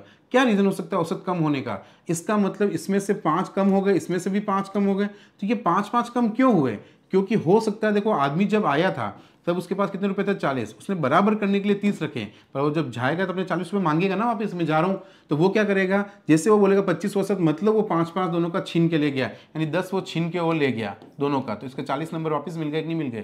तो यानी कि किसी आदमी के जाने से अगर औसत कम पड़ रहा है, मतलब जो गया है वो ज़्यादा पैसा रख रहा था पहले, तो वो अपने पैसे साथ में ले गया। बात समझ में आई। और ये अगर कम हो रहे होते, ये पता चल जाए इनका औसत तो 35 हो गया, 25 के क्या बोलता, जैसे ये आदमी गया इनका औसत तो 35 हो गया। अब हुआ क्या, पहले 30 था, 35 होने के लिए इसके बाद 5 रुपये इस पर भी बढ़ गए, कहाँ से, इस पर भी बढ़ गए 5 रुपये, तो ये ले जा रहा था 30 रुपये, पर हमने बोला बेटा तू 30 रुपये ले जा रहा है, पर हमारे तो 35 हमको 5 रुपये बढ़ाने, तो तू एक काम कर, तू 10 रुपये हमको वापस दे। तो ये 10 रुपये दे, ले जाएगा कितना 20, तो इसकी वैल्यू कितनी थी, जो रियल में आया था ये वाला आदमी, इसकी वैल्यू कितनी होगी 30, तो इसकी वैल्यू इसकी होती, ये तुमने माना अभी गलत है इसलिए गलत आया, ठीक है। तो 20 वैल्यू इसकी होती है, इसका मतलब 20 इसकी होती तो इसका 35 होता है। अब सोचो ना, देखो ये आदमी नहीं होता तो 30 और 20 50 25 ही मिलते, नहीं मिलते, तो 25 मिलते हैं, तो देखो वो अपने आप इस पैसे देके जा रहा है। तो थोड़ा बहुत आपको औसत का समझना, आप धीरे धीरे क्वेश्चंस करते जाएंगे, वैसे वैसे आपका परफेक्शन आता जाएगा। अब जैसे ये क्वेश्चन था औसत का, अब सोचो इसको मुझे करना है, या तो एक तरीका है, कितने आइटम है 7 एजेस है मेन की, ठीक है, वो ये दे रखा है, 7 एजेस दे रखी है। अब या तो मैं इन सबको जोड़ लूँ, या तो मैं क्या कर लूँ, इन सबको जोड़ लूँ और इसमें 7 का भाग दे दूँ, तो बराबर पैसा बढ़ जाएगा नहीं बढ़ जाएगा। पहले ये लाया 26 रुपये से, सोचो ये 26 रुपये लाया, 25 लाया, 21, पहले हमने 3 दोस्त थे, ये 7 दोस्त थे, 7 दोस्त के पैसे जोड़ लिए, जोड़ के 7 का भाग दे दिया, तो बताओ बराबर पैसा बढ़ गया कि नहीं बढ़ गया। दूसरा तरीका क्या कर सकते हैं, इनके कोई भी रैंडमली कोई भी एक नंबर, कैसे मानते समझना, अगर सबके 20 में आ रहा है, 26 20 बोलने में आ रहा है, 21 29 24 28 22 ऐसे बोलने आ रहा है, तो हमेशा 20 और जैसे आगे के जा रहे हैं ना सारे 26 कुछ भी बोल रहे हो, तो इसका सेंटर नंबर माना करो। तो सेंटर नंबर हमने औसत मान लिया 25, हमने औसत कितना मान लिया 25। कोई भी सेंटर नंबर मानना है। अगर ये ऐसा होता 26, फिर यहाँ पे मान लो 25, आगे 36 या फिर जो भी है 36, और वापस आगे कुछ अगर 37, वापस आगे 24, फिर वापस 32, ऐसा कुछ होता है। तो अब यहाँ पे देखो सारे नंबर 20 और 30 की फॉर्म में एक नहीं है, 26 25 36, तो 3 और इसको आप 26 20 और 30 लोगे, तो 20 और 30 के बीच का नंबर आपको कोई भी मानना है। या तो देखो अब ज़्यादा किसके हैं, 20 20 20 के 3 हैं, 36 36 36, तो किसी को एक को मान लो या इनके बीच का मान लो वापिस, या तो इन दोनों में किसी एक को मान लो। अगर मान लो एक और होता 37, तो आप 30 को मान लेते हो सर। ज़्यादा वैल्यू किसकी है 3 3 3 3 की, तो 30 को मान लो, ठीक है। और कम किसकी है 30, तो उसको मान लो, जिसकी ज़्यादा है उसको मान लो, ठीक है। तो अभी अगर मैं बात करूँ सारे 20 में है कि नहीं है, तो मैं क्या करूँगा 20 और 30 के बीच के, मतलब सारे नंबर, तो उनके बीच का नंबर मैं 25 मान लूँगा। मानने में आप 24 मानो 22 मानो कुछ भी मान लो, तो ज़्यादा आसपास का मानोगे तो कम कैलकुलेशंस करनी पड़ेगी। अब खाली इतना सोचना ये कितना ज़्यादा कितना कम है, बस ये बताना मुझे अब, ठीक है आप लोग। अब मैंने 25 औसत माना, अब खाली मुझे ये बताओ औसत का मतलब, मैं ये बोल रहा हूँ सबको 25 मिलेगा, लाया चाहे 25 से 21 से 29 से 24 28 22, मैं बोलो सबको 25 मिलेगा, ऐसा मैंने मान लिया। अब वो मिलेगा ही नहीं मिलेगा देखते हैं, कम मिलेगा ज़्यादा। तो जैसे ये 26 से ये 25 है, तो मेरे को बताओ इसके पास 1 रुपया ज़्यादा है कि नहीं, जो मैंने माना उससे कि इसके पास आना था 25, तो ये लाया 26 से, किसी न किसी को बांटेगा, कोई ज़्यादा पैसा लगेगा दूसरे को देगा, यानी ये 1 रुपया इनमें किसी न किसी को ही दे देगा, तो तू ले ले, क्योंकि मेरे को 25 बनाना मेरा औसत एक बार के लिए हमने ये माना, ये होगा ज़रूरी नहीं, ये हम चेक करेंगे ये है या नहीं है। दूसरा ये हमने देख लिया, दूसरा हम देखेंगे 25, तो 25 रुपये ही चाहिए थे, 25 सबका करना है, 25 रुपये लेके आया, यानी इसका कोई भी ना तो इसके पास ज़्यादा है ना कम है, इसके पास कम पड़ रहे हैं कितने, 4 रुपये। तो 25 से 21 कितना कम पड़ रहा है, 4। 25 से 29 कितना प्लस हो रहा है, 4। 25 से 24 कितना कम पड़ रहा है, 1। 25 से 28 कितना प्लस हो रहा है, बस इससे देखो कितना ज़्यादा है कितना कम है। 25 से 22 कितना कम है, 3। अब सोचो ये अपने 3 रुपये जो ज़्यादा लेके बैठा है 25 से, वो इसको दे दे, इसका काम हो गया। इसका मतलब इन दोनों की कोई रिक्वायरमेंट नहीं रही, इन दोनों ने आपस में 25-25 50 रुपये हो गए, इन दोनों ने बांट लिए, ठीक है, बराबर हो गए, 25 आ गए उनके पास। इस +4 ने इस -4 को बांट दिए, यानी इन दोनों के बराबर हो गए। -1 इसने +1 को, इसका मतलब जो हमारी किस्मत से हमने माना बीच वाला वही औसत था, तभी सबके पास कुछ नहीं बचा, न तो ज़्यादा बचा न कम हुआ, यानी सब कट गए। मतलब आपका एवरेज क्या था, 25। अब आप इन सब संख्या को जोड़ के भी 7 का भाग दोगे तो भी आपका आंसर कितना आ रहा होगा, 25 आ रहा होगा। तो अगला क्वेश्चन मैं और लूंगा क्लास में, जिसमें यहाँ पे जैसे अभी किस्मत से 25 आ गया, अगली बार मैं बीच का नंबर मानूंगा, उसके केस में या तो यहाँ पे कहीं जैसे +4 बच गया, -4 बच गया, ऐसा कुछ बच जाएगा, ये पूरा नहीं कटेगा। तो उस केस में क्या करेंगे वो भी मैं आपको अगली क्लास में, हर एक क्वेश्चन क्लास में, ऐसा नहीं है चैप्टर खत्म है, कम से कम बहुत सारे वीडियो आएंगे आपके पास 3-4 महीने जीडी के एग्जाम के लिए। हर महीने के कम से कम 25 वीडियो मिनिमम मान के चलो, छुट्टियां सब निकाले तो 25 चौक 100, और 100 इंटू लगभग अपन 8 से 9 क्वेश्चन जो भी होंगे, कभी आगे जाके तो ज्यादा होंगे, एवरेज आपके 10 क्वेश्चन होंगे। तो आप सोचो 25 चौक 100, 100 इंटू 10, 1000 क्वेश्चन आप करके जाओगे, और 1000 क्वेश्चन वही करके जाओगे जो मोस्ट इंपॉर्टेंट है जीडी के लिए। तो फिर आप बताओ कैसे एग्जाम में ये क्वेश्चन नहीं आएंगे। सिर्फ खाली डेटा चेंज हो सकता है, बाकी डिट्टो पेपर नहीं आए तो आप मुझसे बात करना। क्यों सिलेक्शन फिर नहीं होगा, आप सोच के देखो कैसे सिलेक्शन नहीं होता है। बच्चा क्या करता है, हार्ड स्टडी करता रहता है, मतलब इतनी मेहनत करता है जिसकी जरूरत नहीं है, पूरा चैप्टर इतना पढ़ता है जिसकी जरूरत ही नहीं है। हमें सिर्फ टारगेट, देखो तब पढ़ो पूरा चैप्टर जब आप फर्स्ट ईयर में हो, आपके अभी कोई टारगेट नहीं है, किसी एग्जाम को देना ही नहीं है, 3 साल तक मुझे टारगेट फिक्स है, मैं वही एग्जाम दूंगा 3 साल बाद है, तो आप पूरी रीजनिंग पढ़ो, पूरी मैथ्स पढ़ो, क्योंकि उसको गोद दो। लेकिन आपको पता है कि मुझे पर्टिकुलर इसी एग्जाम को निकालना, इस बार 3 महीने में निकालना, चाहे 4 महीने में, तो फिर स्मार्ट स्टडी करो, वही पढ़ो जो आपके एग्जाम में आ रहा है, और मैं आपको वही पढ़ूंगा जो आपके एग्जाम में आ रहा है। तो ये मैथ्स रीजनिंग 110%, इसलिए तो मैं इतनी श्योरिटी से, इतनी गारंटी से बोलता हूँ कि मैं आपको वही क्वेश्चन दूंगा जो एग्जाम में आएंगे। फिर आएंगे ये, यहाँ के बाहर कहाँ जाएगा, कहाँ से देगा मैथ्स रीजनिंग के क्वेश्चन जो हम करेंगे उससे बाहर, ठीक है। इतने क्वेश्चन किसको बोलते हैं आप सोच के देखो। लास्ट क्वेश्चन आज का, फिर इसके बाद हम नेक्स्ट क्लास में करेंगे। देखो, उस गन का चयन करें जो दी गई शीट को मोड़ने पर नहीं बन सकता है। आप नोटिस करो, आपकी पहली क्लास से 1 ही घंटे में, दूसरी क्लास से तीसरी क्लास में 1 घंटे के वक्त कंपेयर करना, कितने क्वेश्चंस का फर्क आ रहा है, ठीक है। 3 क्लास में हम 23 पे पहुंच गए, ठीक है। अब धीरे धीरे, ये स्टार्टिंग है क्योंकि वो समझाना पड़ रहा है। आप सोचो जब आगे जाएंगे, अभी हम 23 के आसपास पहुंच गए हैं 3 क्लास में, तो जब हम कुछ सीख चुके होंगे तब 1-1 दिन में कितने क्वेश्चन हो रहे होंगे, 1-1 डेढ़ घंटे में। अब ये होता है बेटा ओपन डाइस। क्या होता है बेटा, ओपन डाइस। ओपन डाइस का जो केस है उसको सोल्व करने का सबसे बढ़िया तरीका मैं आपको सिंपल और वे में यहाँ बना हुआ है, इससे बता देता हूँ। जब भी आपको खुला पासा मिले और बोले बताइए बता इसको बंद करने पर कौन सा पासा बनेगा इनमें से, तो आपको सबसे पहला काम क्या करना है, जो भी स्ट्रेट लाइन है उसमें एक छोड़कर एक मिला देना है हमेशा। जो भी सीधी लाइन मिले, जैसे मान लो आपका डाइस कुछ ऐसा होता, कैसा भी हो, अब इसमें यहाँ पे 1 2 3 4 5 6 लिखा होता, ठीक है, तो आपको एक छोड़कर एक मिलाना है। 1 2 3 4 5 6, एक छोड़कर एक मिलाना है, एक छोड़कर एक, यानी इन दोनों को मिलाना है। तो ये हो गया 1 और 3 अपोजिट, ये 4 और 6 हो गया अपोजिट, और ये 2 और 5 हो गया अपोजिट। ये आपको विपरीत लिख लेना है इस तरह से, ठीक है। मेरी बात समझ में आई। तो कुछ भी क्वेश्चन आए, कोई भी स्ट्रेट लाइन हो, पहले उसको मिला लो। जैसे मैंने इन दोनों को एक छोड़कर एक मिला लिया, एक छोड़कर एक मिला लिया, तो टोटल 6 सरफेस होती है एक डाइस की, तो जो 2 बची होगी वो भी तो विपरीत ही होगी। अब आप सोचो टोटली 6, 2 इधर 2 इधर 2 इधर, ये दोनों पता चल गई, ये दोनों पता चल गई, ये दोनों तो अपोजिट ही होगी बची हुई। तो देखो बची हुई ये दोनों है, तो ये दोनों क्या होगी, विपरीत होगी। अब देखो, अब हम क्या करेंगे, विपरीत लिख लेते हैं एक बार। कौन कौन आया, मैं बोलूंगा प्लस का विपरीत क्या है, इसको लिख लो एक बार। प्लस का विपरीत क्या आया, परसेंटेज। माइनस का विपरीत क्या आया, एक्सप्लेनेशन। और तीसरा आपका एट द रेट का विपरीत क्या आया, 0। ये आपके विपरीत मिल गए। अब एक बात सुनो, समझो कि कोई भी डाइस आपको ये दिख रहा है, ये वाला अगर आपको ये दिख रहा है, इसका मतलब इसकी ये जो 3 सरफेस आपको दिख रही है, ये तीनों पड़ोसी हो सकती है ना, ये इसके पड़ोस में हो सकता है, ये इसके पड़ोस में, ये इसके पड़ोस में। इसका जो विपरीत होगा वो नीचे वाली साइड सरफेस होगी, इसकी विपरीत पीछे होगी, इसकी विपरीत इधर होगी। इसका मतलब जो 3 दिख रहे हैं आपको, प्लस माइनस और ये एट द रेट, ये तीनों कभी भी आपस में अपोजिट नहीं हो सकता। प्लस का अपोजिट माइनस नहीं हो सकता, माइनस का, क्योंकि ये तीनों पड़ोसी हैं। तो जो 3 सरफेस दिखती है हमेशा पड़ोसी होती है। पर हमें पता है कि जैसे देखना, अभी plus minus at the rate, plus minus at the rate, तीनों लाइन से आया कि नहीं आया, प्लस भी आया माइनस भी आया एट द रेट, तो plus minus at the rate आपका ऑप्शन ये सही होगा। इसमें देखते हैं क्यों गलत है, देखना plus percentage at the rate, plus और परसेंटेज बताओ दोनों अपोजिट है कि नहीं है, तो अपोजिट दिख कैसे सकते हैं आपको, प्लस का अपोजिट तो नीचे होना चाहिए था ना, यहाँ दिख कैसे रहा है, तो इसलिए आपका ऑप्शन गलत हो गया, इसलिए इसको बना लेते हैं। तो पहले हमेशा विपरीत लिख लो और विपरीत से ऑप्शन चेक करो, 0% माइनस, देखो 0% और माइनस, तो एक